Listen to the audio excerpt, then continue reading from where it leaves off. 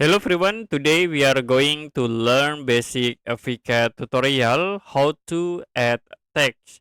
So there are two options to add text. First you can use the text command, type text, press enter, and I will click at these points. For text height set into 10, and then for rotation set into 0.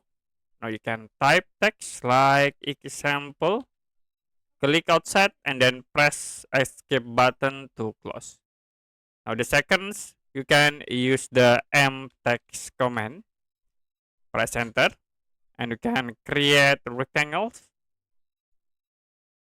After it, you can set for the text. I will set into example.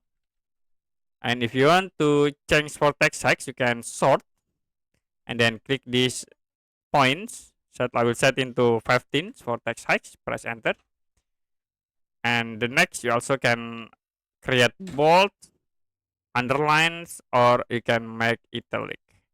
If you done, you can click close editor.